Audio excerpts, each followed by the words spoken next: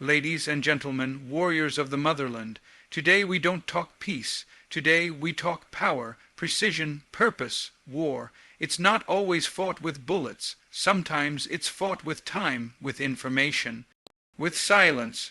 But when war must come, when the call of duty is louder than the drums of diplomacy, it is answered with force, relentless, ruthless, calculated. Imagine a clock ticking. Not just any clock, this one counts down from 24 hours. That's all it takes, one day, one rotation of the earth. That's how long it would take us to end the game if we chose to play it. Not a single wasted minute, not a single second spent in doubt. We're not talking about a war of attrition. This isn't 1947. This isn't 1965.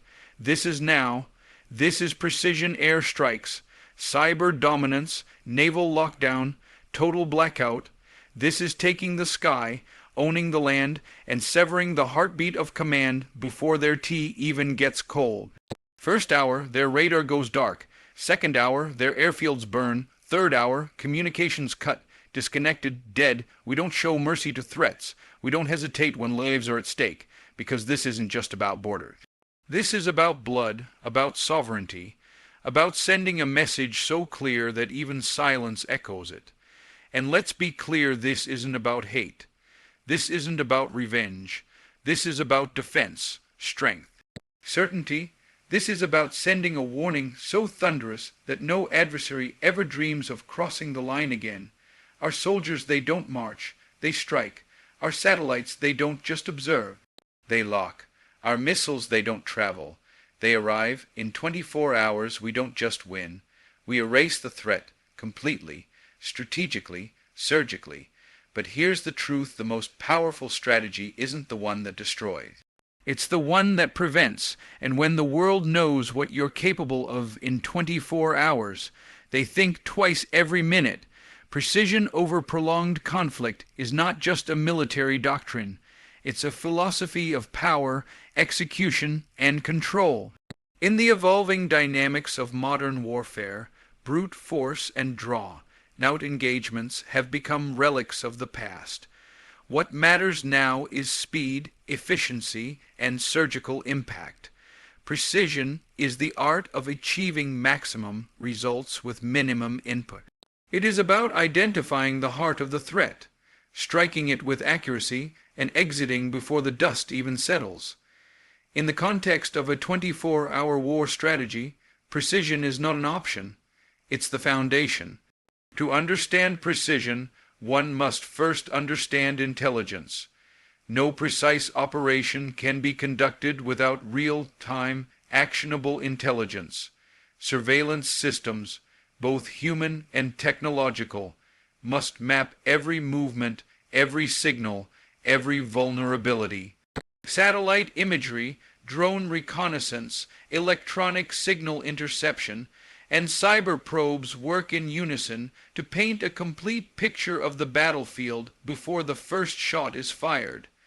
This clarity ensures that every strike counts.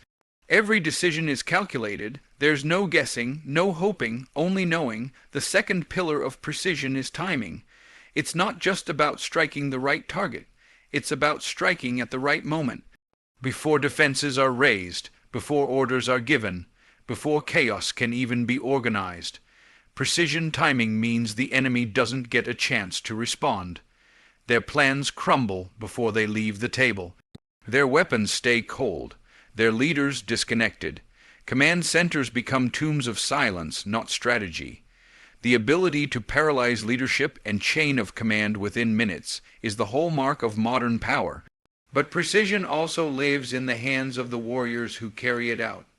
The special forces, the drone operators, the cyber units, and the missile commanders. They are trained not for general warfare, but for perfection. They know how to breach with stealth, strike without warning, and vanish without trace. These are not foot soldiers of an old era. These are instruments of a nation's will, honed like scalpels to cut exactly where needed and nowhere else. A single squad can dismantle an entire base, One payload can eliminate a fleet if placed right. That is the true economy of force. Another critical component is technology. Precision is not human instinct alone. It is enhanced by the digital mind. AI-driven targeting, machine learning algorithms, satellite triangulation, and guided munitions ensure that every inch of deviation is corrected before detonation. There's no room for error. War is no longer won by who fires more, but by who fires best. The evolution of smart weapons, hypersonic delivery systems, and autonomous recon vehicles allows a nation to stretch its reach deep into enemy territory without ever placing a boot on the ground. The logistical chain also transforms under a precision doctrine. There is no long convoy, no marching line of tanks. There is rapid deployment, modular task forces, silent insertion. Speed is logistical precision. Fuel, ammunition, medevac, data links, all are synchronized in real time, maintained not by mass but by momentum. An hour lost to confusion is a victory given away. So everything must work like a single mechanism, fast, lean, and ready to adapt on the move. It's not about overwhelming numbers. It's about overwhelming coordination. Precision creates psychological dominance. When an adversary sees their defenses crumble before they're activated, their leaders disappear without a trace, and their command lines fall dead silent. They don't resist, they hesitate. And in that hesitation you win. The mind of the enemy becomes your battlefield. They stop trusting their radar. They question their own movements. They feel watched, hunted, exposed. In the fog of a long war, there is room for morale to grow. But in the blinding light of a precision strike, morale is vaporized before it even forms. Economically, precision avoids the draining cost of war. No cities are leveled unnecessarily. No civilian populations are caught in protracted sieges. Infrastructure is preserved where it doesn't serve a military purpose. This makes post-conflict stability easier to establish. It limits global backlash. It prevents chaos from breeding further extremism. The war is over before propaganda can even spin its first story. In sum, precision is the most ethical, powerful, and effective form of modern warfare. It favors knowledge over numbers, intelligence over instinct, and calculation over chaos. It is the way of a nation that understands its strength and has the discipline to use it with intent, not impulse. A 24-hour full-spectrum dominance strategy is not a fantasy. It is a doctrine crafted through decades of preparation, technological innovation, and strategic foresight. It means controlling every domain of warfare simultaneously and decisively: land, air, sea, space, and cyberspace. It's the ability to launch, strike, neutralize, and disable without pause or resistance across every battlefield dimension. In a world where threats can emerge from anywhere, victory is reserved for those who can be everywhere at once, watching everything, and ready to strike in perfect coordination. This strategy does not rely on conventional timelines or drawn-out campaigns. It functions like a high-speed algorithm. Once initiated, it flows with automated precision and pre-programmed intent. At the stroke of midnight, aerial assets are airborne. Satellite systems shift into tactical mode. Cyber teams begin coordinated intrusions. Missile silos go hot. Naval units move into designated positions. The enemy does not even hear a declaration. They feel the aftermath. Within minutes, radar installations are destroyed, communication towers are obliterated, and defense headquarters are reduced to static. In the air, dominance begins with instant suppression. Fighters equipped with electronic warfare pods jam air defense systems. Stealth aircraft enter hostile airspace undetected and begin surgical strikes on anti-aircraft platforms. Drones hover at high altitude, providing real-time imagery and deploying smart munitions with centimeter-level accuracy. The skies are sanitized, and anything that flies in opposition is either destroyed or disoriented before it can achieve altitude. This air superiority isn't gradual, it's instant, calculated, and overwhelming. On the ground, armored divisions don't advance in columns. They deploy in rapid strike formations. Air, mobile troops are inserted into critical points, cutting off supply lines and securing choke points. Special forces conduct targeted eliminations of command units, leaving enemy troops without direction or cohesion. Every tank, artillery unit, and ground vehicle operates within a centralized command network. Every unit knows its role to the second. Ground forces don't fight to gain land. They move to disable the enemy's capacity to fight at all. At sea, naval dominance is achieved through blockades and missile control. Submarines position themselves silently days before the operation, ready to launch torpedoes and cruise missiles toward strategic assets. Aircraft carriers project air power inland while destroyers and frigates establish maritime exclusion zones. The sea lanes used for supply, reinforcement, or retreat are cut off entirely. The enemy cannot receive support. Their navy cannot escape port. Their coastal defenses are dismantled with precision barrages, and their maritime command is rendered silent. In space, satellites move into combat posture. Reconnaissance assets provide full spectrum coverage of enemy territory, mapping every heat signature, signal emission, and movement. Navigation systems are controlled tightly. Enemy satellites are jammed or temporarily blinded. If necessary, anti-satellite capabilities can be deployed to create small-scale blackouts, cutting the enemy's access to real-time intelligence. Space is not just about surveillance. It becomes the eyes and ears of dominance across all lower theaters of war. The cyber domain is where the war can be won before it physically begins. As the operation activates, cyber units deploy advanced exploits to disable communication networks, power grids, transport infrastructure, and financial systems. Command systems are taken offline. Internal networks are flooded with false data, misleading enemy commanders and triggering internal chaos. Civilian panic increases as ATMs stop functioning, power grids flicker, and digital communication collapses. No missile has yet landed, but the battlefield has already shifted entirely in favor of the aggressor. Information warfare moves in parallel.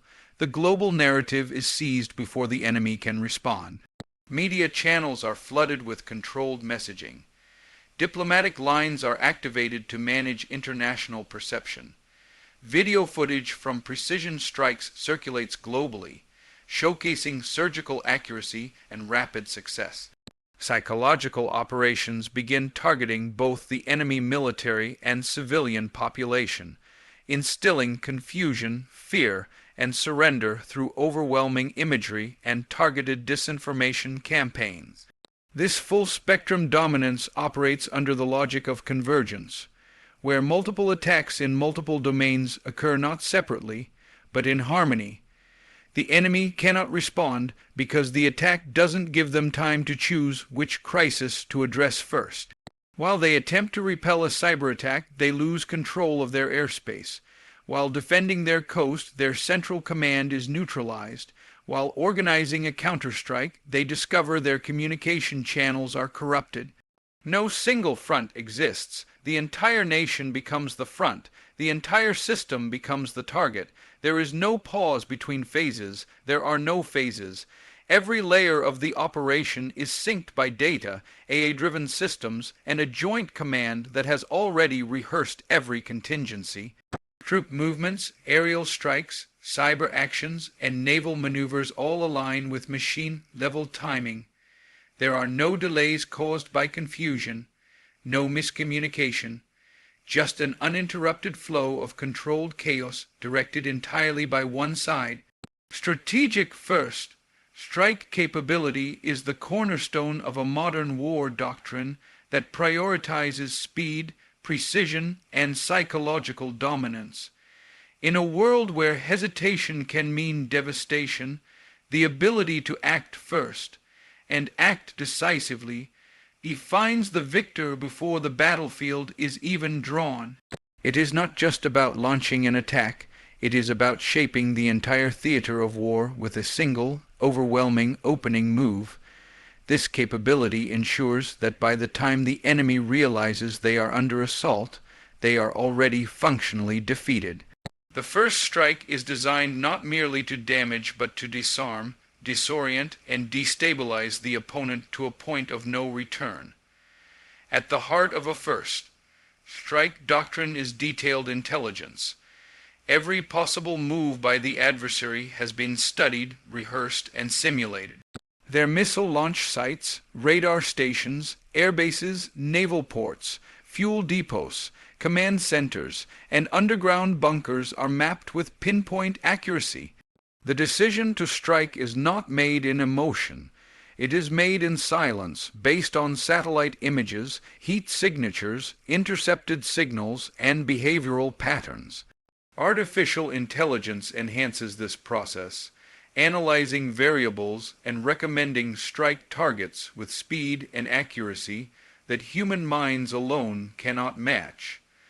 The result is a first strike that is not just fast but smart. Timing is critical.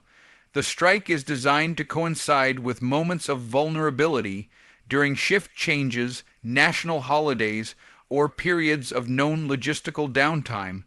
The goal is to hit when readiness is at its lowest.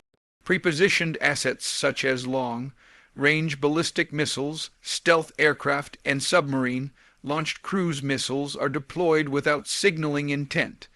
These assets are armed and ready, hidden in plain sight, awaiting only the final confirmation. Once launched, they do not broadcast their path. They don't issue warnings. They arrive in silence, and they arrive together. The scale of a strategic first strike spans every possible vector of impact. Air power neutralizes enemy aircraft while they are still grounded. Naval missiles reduce harbor-based threats before they can sail. Cyber units target anti-aircraft systems, command servers, and GPS networks, blinding the enemy and creating disarray. Ground-based special forces already covertly deployed disable early warning systems and eliminate hive. You command personnel. In just minutes, the enemy's ability to organize, respond, or retaliate is compromised beyond repair. This doctrine requires readiness not just at the front line, but across the entire nation's defense infrastructure. Missile systems must be capable of rapid targeting and deployment.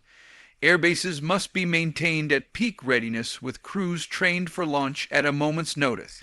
Naval vessels must operate with silent protocols, prepared to deliver hive payloads deep into enemy territory.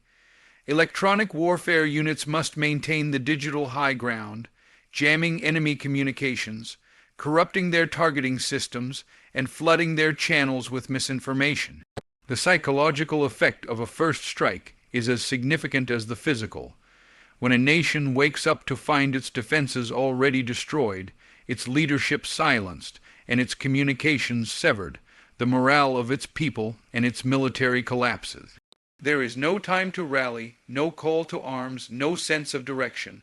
Instead, panic spreads, decisions fracture, and surrender becomes a question of survival. Strategic first strike capability thus acts as a deterrent as much as a weapon. When a rival knows they may not survive the first hour of a war, they are far less likely to invite the first shot. Speed and simultaneity are critical components. The strike must not come in waves, but in a single, unified blast of coordinated action. The adversary cannot be allowed to recover between attacks or adapt to a changing battlefield. Everything must happen at once. Airfields explode as satellites shift positions. Naval fleets vanish from radar while power grids flicker into darkness. The enemy's war doctrine is rendered useless because the war they prepared for never arrives. It has already ended. This strategy also includes control of post-strike escalation. Contingency plans are built into the operation to manage any attempt at retaliation. Missile defense systems intercept delayed launches. Electronic warfare units remain active to counter any residual communications. Diplomatic and economic moves are deployed simultaneously to secure international support or neutrality. The first strike is not an act of impulsive aggression. It is the beginning of a comprehensive plan that anticipates every counter, move, and responds before it manifests. Execution relies on discipline, coordination, and technology.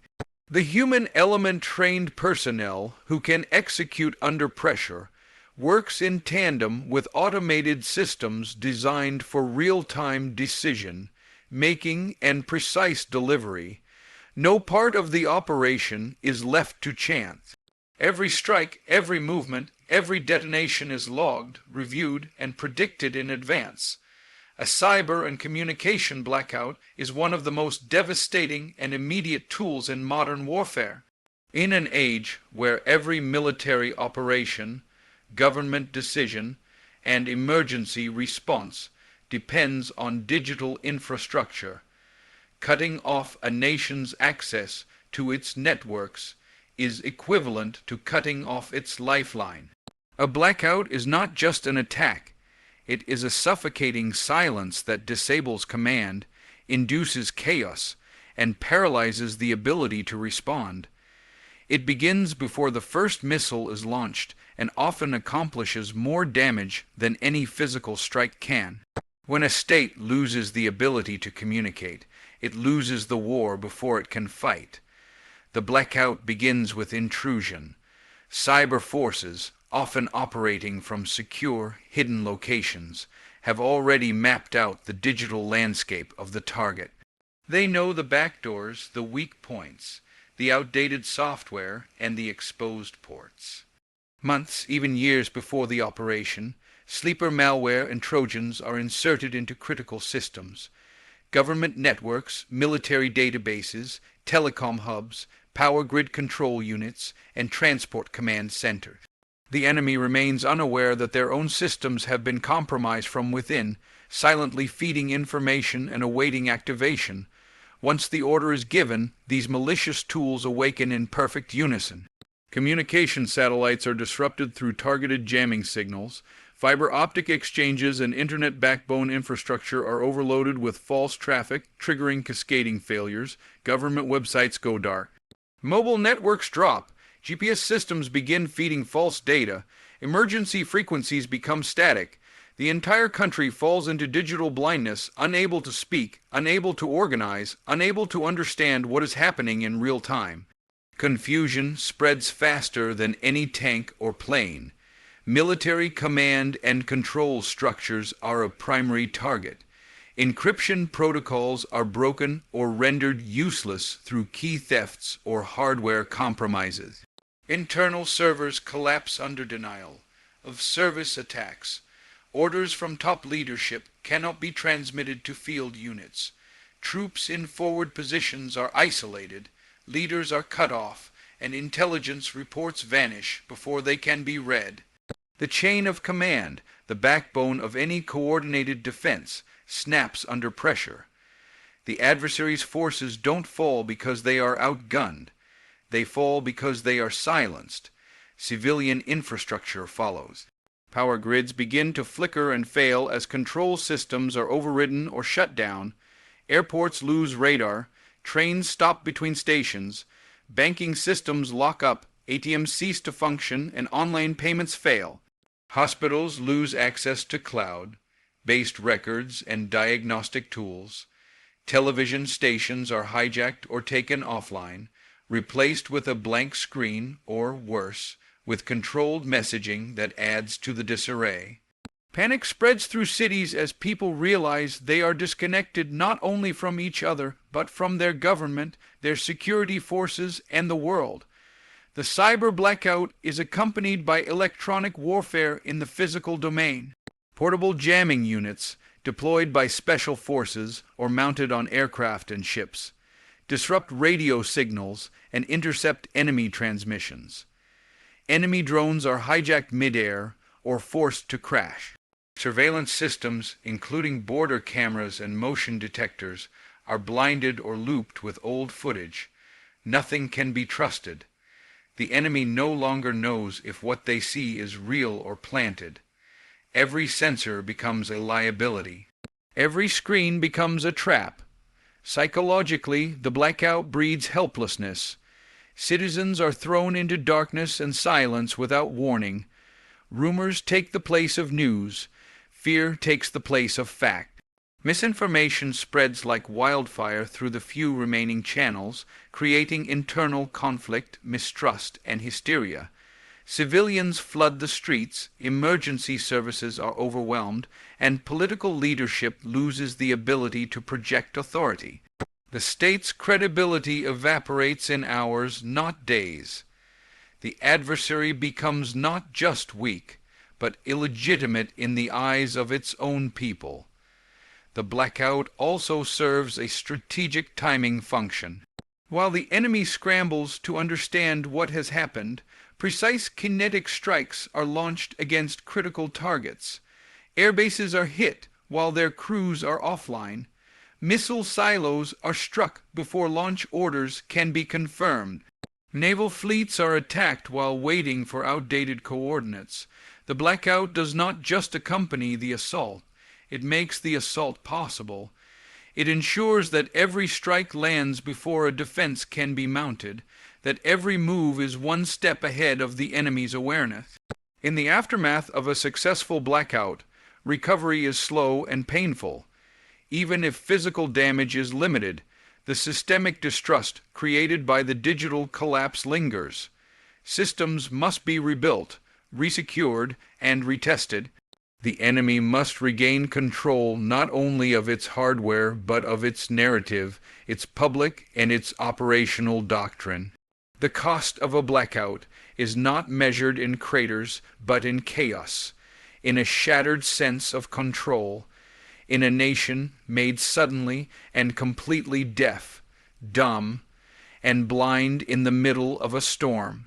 Deterrence through overwhelming power is not a mere demonstration of strength. It is a calculated message written in force, posture, and readiness. It sends a clear signal that any act of aggression will be met with immediate and irreversible consequences. It does not beg for peace, it imposes it. When a nation builds and maintains overwhelming power, it shifts the balance of war without ever firing a shot. The opponent begins to calculate not whether they can win, but how much they are willing to lose. This fear, this certainty of catastrophic failure, is what keeps conflict in check. The architecture of overwhelming power begins with visibility. Strategic assets are placed in plain sight. Intercontinental ballistic missiles visible in hardened silos, nuclear submarines on quiet patrols, aircraft carriers projecting force across oceans. These platforms are not hidden, they are broadcast. Their purpose is not surprise but presence. The enemy sees them and understands that these weapons are not theoretical. They are active, manned, fueled, and ready. Readiness becomes the deterrent. When every theater of battle is covered by a credible threat, the opponent finds no path to victory, only various paths to destruction. Power in this context is not only measured in weapons, but in integration. Air, land, sea, space, and cyber capabilities must function as one machine. Each domain supports the other, providing mutual reinforcement and rapid response. A cyber attack triggers a kinetic counterstrike. A satellite intrusion prompts a naval escalation. A violation of airspace draws immediate electronic jamming and fighter patrols. The response is not just proportional, it is layered and simultaneous. Overwhelming power means that no strike goes unanswered, and no threat is tolerated unanswered. It builds a system in which every challenge triggers a cascade of consequences. command structure plays a critical role. Decentralized control and redundant communication channels ensure that no single point of failure can paralyze the system. Leadership is trained to operate under pressure, with authority delegated to field units to act swiftly if higher command is cut off. Artificial intelligence and machines speed decision systems augment human judgment, reducing reaction times to seconds. Wargames, drills, and real-world simulations keep the entire network alert and functional. It is not enough to have power. The key is the ability to unleash it with accuracy, speed, and conviction. Strategic alliances and global reach also contribute to the deterrent posture. Military treaties, joint exercises, intelligence sharing, and defense pacts create a web of support that multiplies force without multiplying cost.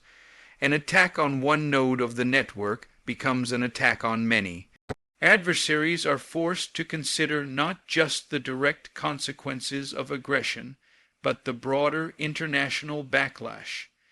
This expands the battlefield from a national conflict to a global crisis, one they may not survive diplomatically or economically. Overwhelming power turns potential isolation into a strategic asset, allowing even a single nation to project the force of many. Technology enhances this power exponentially. Hypersonic missiles capable of bypassing all known defense systems, directed energy weapons, autonomous drones, and satellite-based kinetic strike platforms represent not just futuristic tools but present-day capabilities. These assets operate faster than traditional response times, making conventional defense strategies obsolete. The enemy cannot prepare for what they cannot see, cannot predict, and cannot intercept. Overwhelming power lies not just in quantity but in quality, in the kind of force that renders existing defense doctrine irrelevant. Psychologically, the presence of such power creates a climate of hesitation. Decision makers on the opposing side are constantly aware that any misstep may be their last. War becomes a risk with no upside. Political advisors become more cautious. Military leaders become more conservative. Economists begin to factor in not just the cost of war, but the economic collapse that would follow a conflict with an overwhelmingly powerful opponent. Deterrence is achieved not by making war impossible, but by making it unthinkable. Even in peacetime, the logistics of such power reinforce its message. War reserves are stocked, fuel is secured, bases are hardened, and supply chains are resilient. Satellites maintain overwatch, and cyber defenses remain on alert. Civilian infrastructure is hardened for dual-use capability, meaning in crisis, the nation can pivot rapidly into total defense mode. A nation prepared for total war without pause or delay sends a signal far louder than any speech. It shows that readiness is not an event but a constant state. This form of deterrence also builds stability. Paradoxically, the more overwhelming the power, the less likely it is to be used. Rational adversaries understand that provocation will not be met with negotiation, but with annihilation. And as long as that certainty exists, the balance holds. It is not driven by anger or revenge, but by logic, control, and cold, undeniable capacity. So we stand strong, we speak less, and we prepare more. Because true peace is built on the back of unstoppable strength. God bless the motherland,